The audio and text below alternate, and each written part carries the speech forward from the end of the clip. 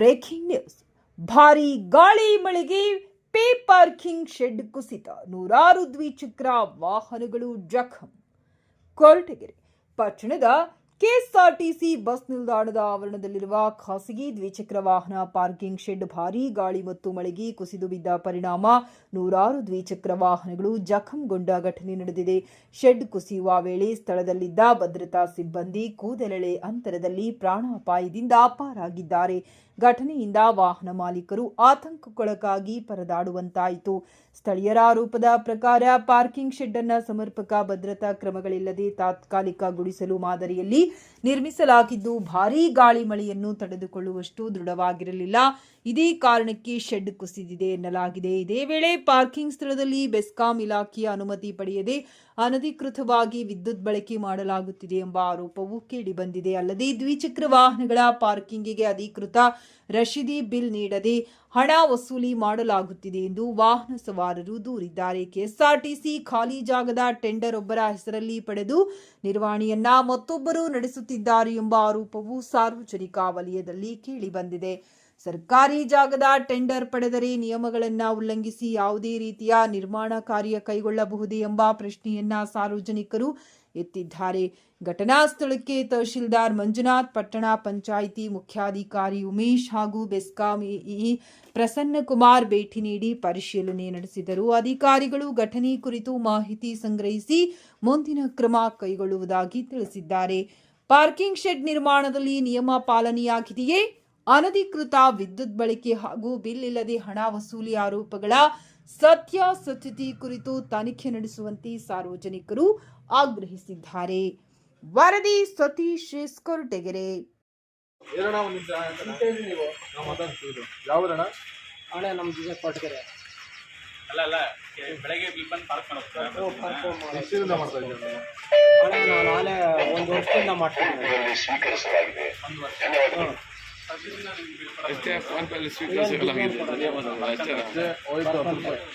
ಎಷ್ಟು ರೂಪಾಯಿ ತಂದ್ರಣ್ಣ? 10 ರೂಪಾಯಿ. ಎಷ್ಟೊತ್ತಾದ್ರೂ 30.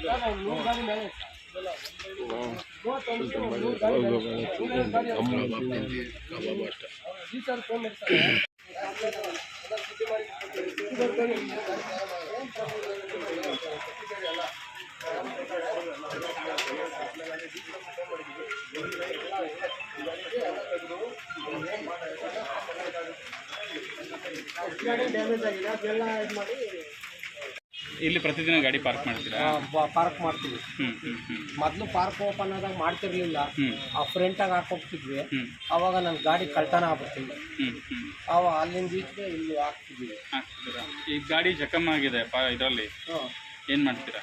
ಅದೇ ಏನು ಮಾಡ್ತಾರೋ ಅವ್ರಿಗೆ ಕೇಳ್ಬೇಕು. ಈಗ ನಿಮ್ಮ ಹತ್ರ ಯಾವ್ದೋ ಸ್ಲಿಪ್ ಇಲ್ವಲ್ಲ ಪಾರ್ಕಿಂಗ್? ಅವ್ರೇನು ದಿನ ಕೊಡ್ತಿರ್ಲಿಲ್ಲ, 1 ವರ್ಷದಿಂದ ನನಗೆ ಕೊಡ್ತಿರ್ಲಿಲ್ವಾ?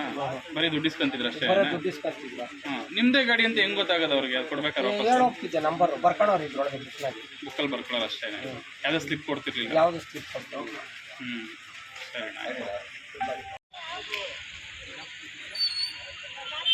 ಅದು ಇದು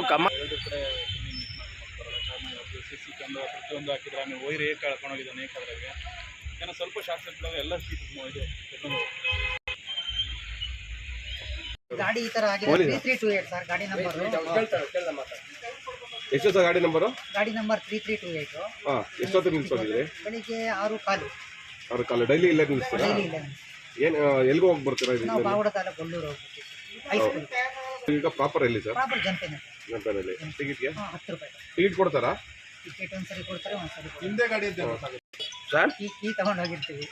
ಅಲ್ಲ, ನಾವು ನಮ್ಗೆ ಹೋಗೋ ಆ ಥರ ಅರ್ಜೆಂಟು.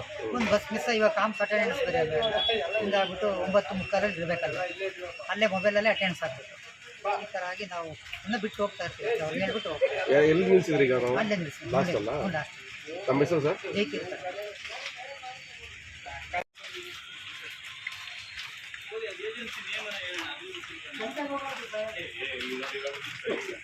ಅವ್ರ ವ್ಯಕ್ತಿ ಹೆಸರೆಲ್ಲ ಕೇಳಿದ್ದೆ ನಾವು. ಇವ್ರದ್ದು ಪಾರ್ಕಿಂಗ್ ಒಂದು ಕಂಪ್ನಿ ನೇಮ್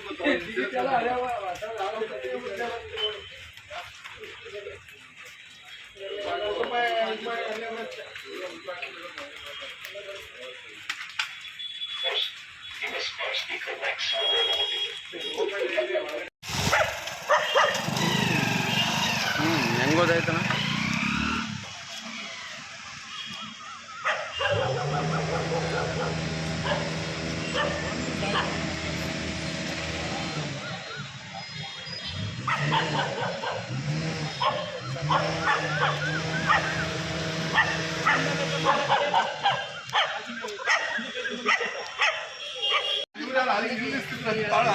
ಏನು ಮಾಡೋಕ್ಕಾಗಲ್ಲ.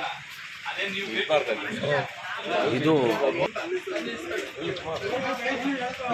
ಹೋದ್ರಪ್ಪ ಅವಯ್ಯ, ಇದಕ್ಕೆ ಹೋಯ್ದ್ವಿ.